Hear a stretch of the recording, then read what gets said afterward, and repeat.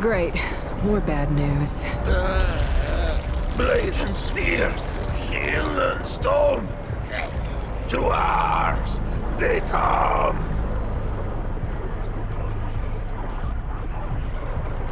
Alive. Would that I were not. Doomed to watch the world wander past in rot. And what wanders past today? A Paxotech. A terrible wonder, even for one who has seen many wonders. If its kind walk Yesha foreigner, then surely the wheel of the world is set to turn again. Perhaps it will grind me at last. Pain now outweighs peace in the measure of my days. God murderer. The traveler tried once. She came upon me at first light, when the dew had not yet fallen from the grass. A carpenter, and daughter of a carpenter who was a carpenter's son. The branches took her at once. I wonder if her sword is still clenched within her fair hand. How came I to this wretched state? Its eyes reached the question before its tongue left home or hearth. The tumbling ruin beneath its tender pads was once a fortification, an encircling bulwark to the greatest conurbation ever brought forth on Yesha's soil. Such faith we put in its solidity. Merchant and marshal, peasant and prince, their souls kneeled at the altar of within and without. But a wall is a false god, built to crumble. The only thing a wall ever truly divides is a fool from his wisdom. The rifts open swiftly. They split the bulwark stone as a hot needle kisses the onion skin of a boil, and the pus poured through on tangled wooden limbs.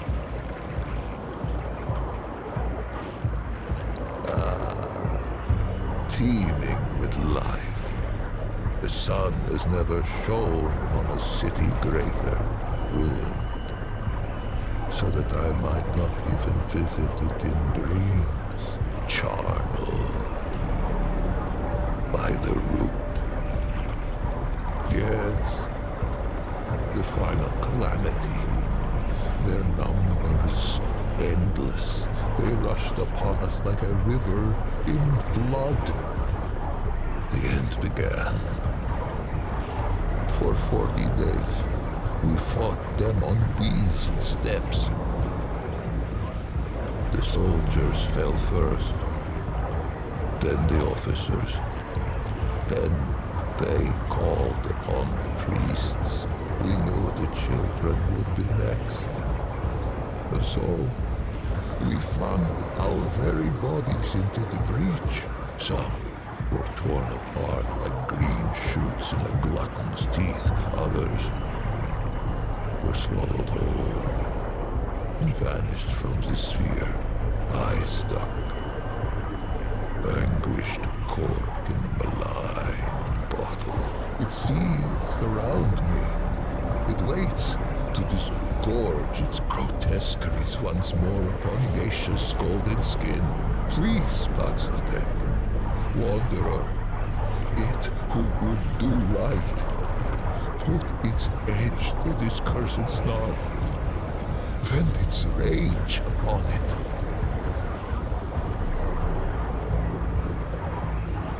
I shall greet death as an old friend, and we shall go hand in hand to the horizon. leaving the suffering of this blasted heath far behind. Destroy the knot.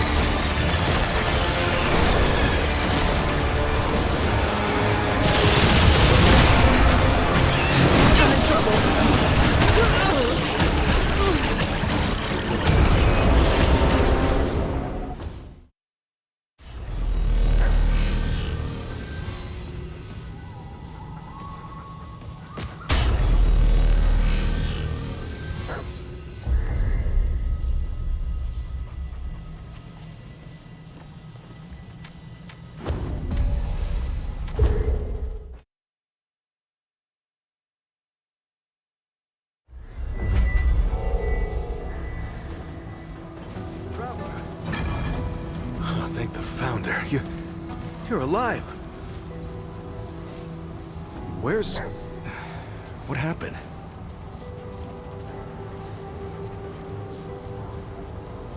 Yeah, I'll bet if the World Stone's involved...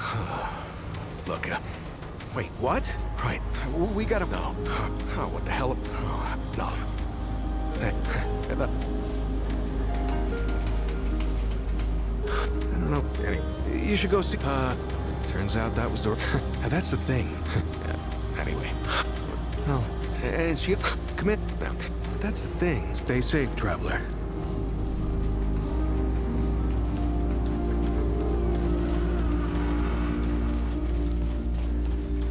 How goes it, friend? Certainly. Stop only until we brought never no doubt. Oh, he was the same.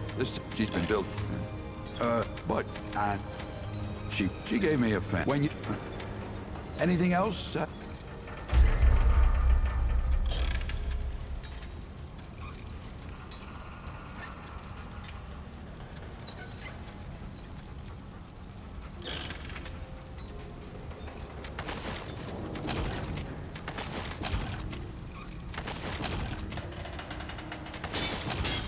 You know where to find me.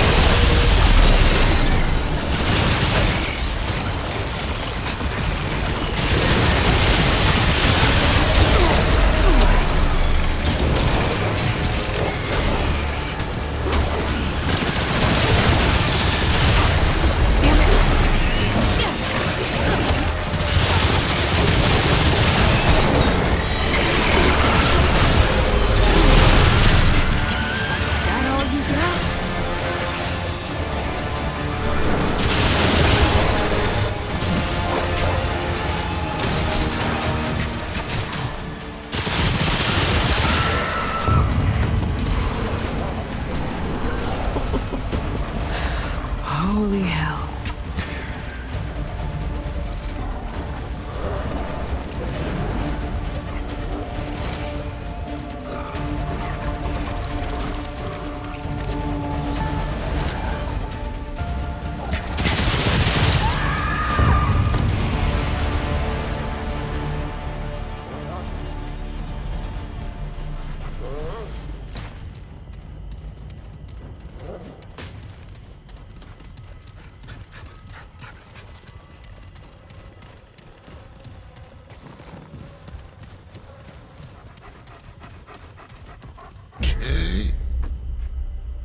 Am I?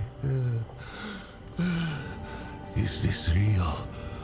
Or has insensate madness claimed me? Paxaltech.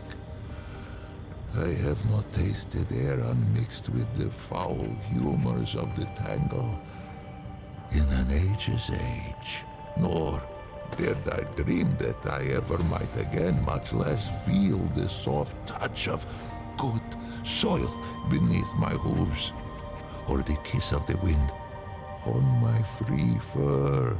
Faithless have I been, and yet Paxaltech came, with war in its right hand, and temperance in its left. The Paxaltech came, and I am saved. Two-handed warrior. It has my allegiance, whatever may come.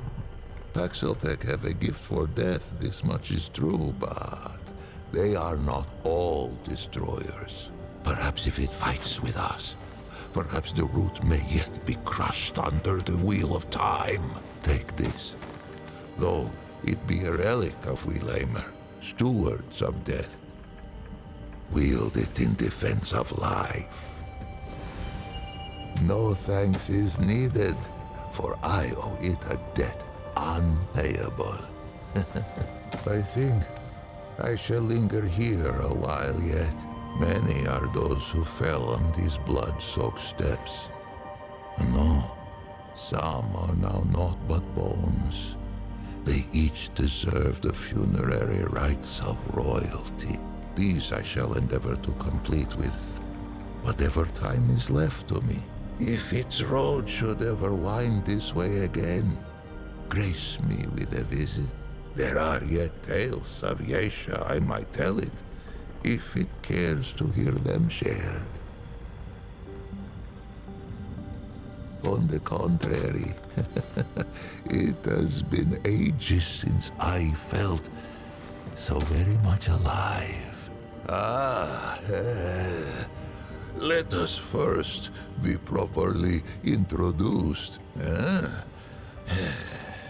Once I was called Lich, foremost of the Lamir. High priest of the dead. How I gloried in that title.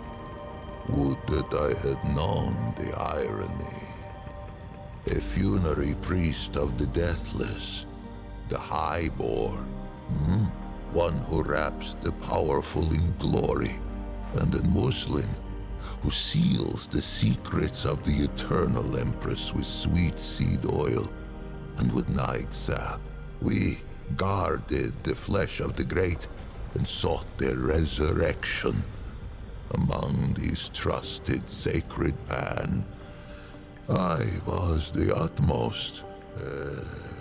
I relished for many epochs. The highborn did not fear the flow of time, for the fruit of the Thane tree kept it at bay.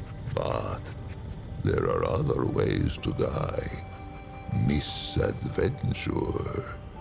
The Eternal Empress dreamed of defeating this final terminus. If life could be taken, could it not be given back?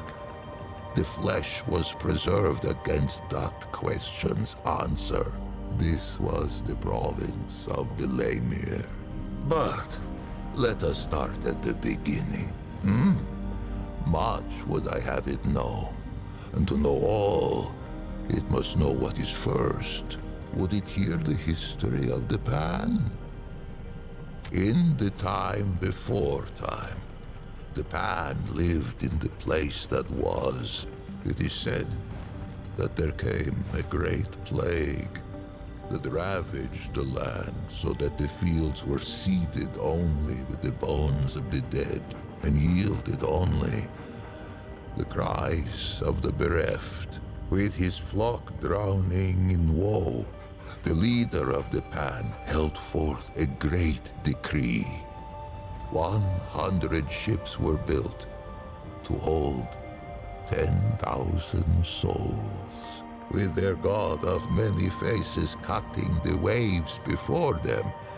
The Pan that were ventured across the Vilgmarza, the dark sea, through the long night. The Vaughnts prayed and the Red Widows wept, for no one knew if the dark sea had a far shore. 100 days lit the 100 ships, and 100 knights drew their swaddling across them too. But on the 101st day, as the Red Widow in the foremost ship bowed her horns to the god of many faces, a bird lit between them, singing, "Glory to the Pan, for they have reached the King Mother." Yesha rose like the dawn before them, unseen, untamed, and free. The king who was, him known to the Pan as Kolket the War-Handed, later Kolket the Woebegone, and at last as Kolket the Wise. Quick of blade was he in his youth, a fearsome general who watered the tree of progress with the lifeblood of many enemies. But the exploits of youth brought Kolket no peace in age. They say he took the plague as fate's judgment against his warlike eye.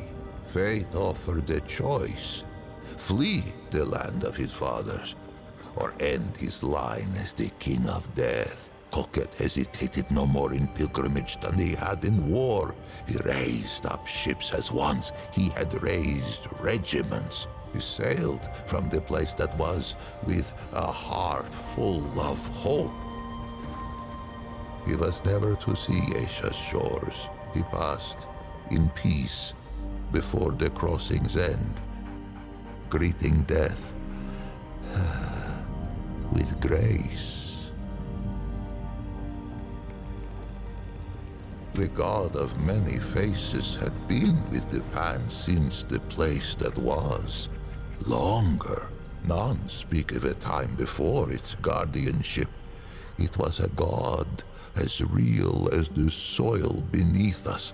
A god one could visit, a god one could touch. Its ways were not known, but all agreed it loved us and ever would. More would I have it here of this, for this tendril twines with its own. But patience two-handed one, each thing in time.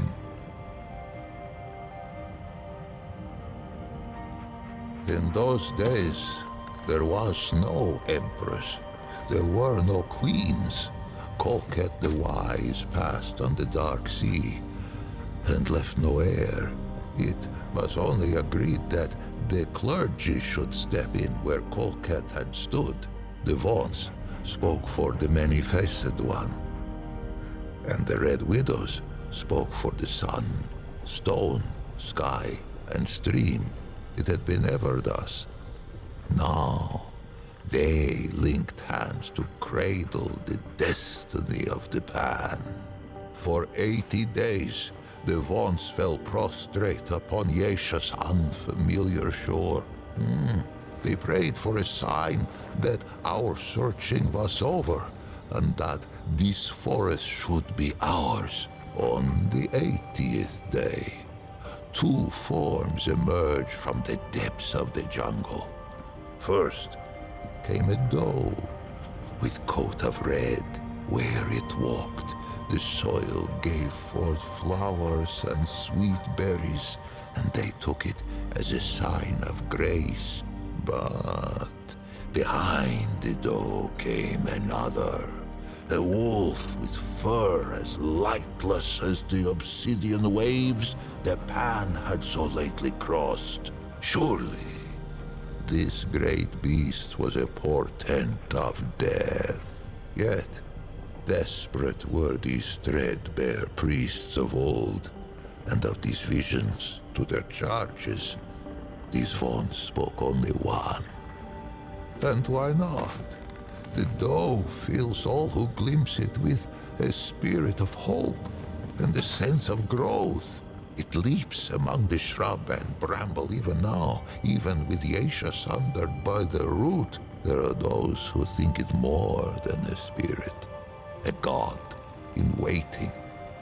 These call themselves the children of the Red Doe. The carpenter's daughter was one such. May her faith be rewarded. May her spirit roam the forest alongside the doe forever free. Those who glimpse the doe often glimpse the wolf, for the latter seems compelled to pursue the former. Yet, to hear those early Vaughns tell it would be to hear of many different wolves in pursuit, and only one doe. A simple deception, but a far-reaching one. Modern Pan know the truth. What must it be to spend an eternity chasing that which one might catch but may not kill? For the wolf and the doe have often met, antler and tooth, hoof and claw.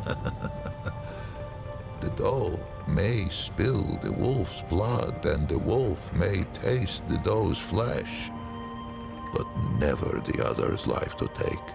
Yesha itself forbids it. They say the chase has driven the wolf quite mad. With the assurance of the Vaughns, the Pan took to Yesha and she to us. And for a time, there was stillness. Men were born who had never known the land that was, nor the endless sea at their backs. One such was called Genus. She was but 15 springs when she felt the calling of the Red Widows, and not 3 more when she felt the touch of sickness. As Genus approached the door of death, she sought her sisters, for there were no Lamer yet, and it was the Red Widows who ushered the Pan into the soil. But Genus's malady was known to the Widow Mother, to her, to the Elder Pan.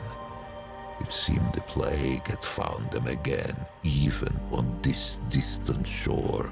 Genus was shunned, cast out into the jungle, and her name was forbidden from Pan lips. None among them could have foreseen what would come next. Plague-ridden and scorned, the Red Widow Genus had been cast into the jungle to be forgotten. But fate had other plans. After many days in the jungle, Genus emerged. The Pan were humbled, for all signs of plague had been lifted from the young Genus, replaced by a regal gait none could deny. Fascinated, all assembled to hear her tale.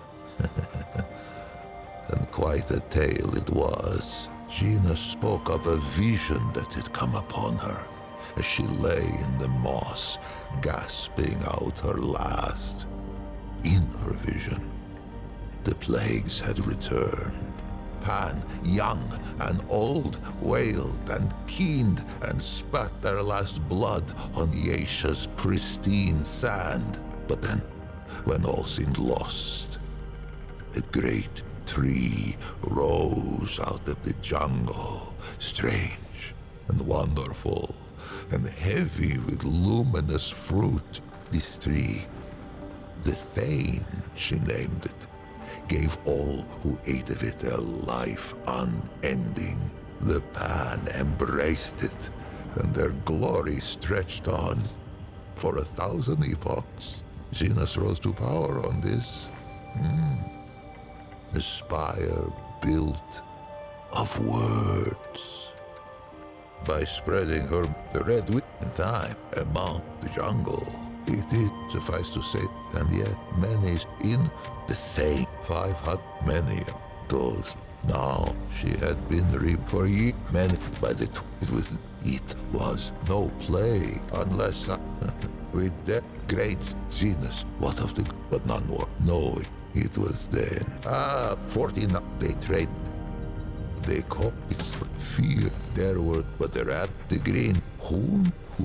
It was for the Vaughn. It was balance return. The song of it the Vaughns. They played though even a who's the thing for many she had a why. But the trick we lay now, perhaps what came next, rebellion for a but like the Gina, I know her word knows, but what a heroes ever some Gina, how fitting then it bright surprise let us it has into what even our it was an the district we but in the traveler who knew our most I thought our tale I get this is perhaps lash the fly I know only that as sure it was a perhaps a it has colcat its foot taken the Pan I foot to them.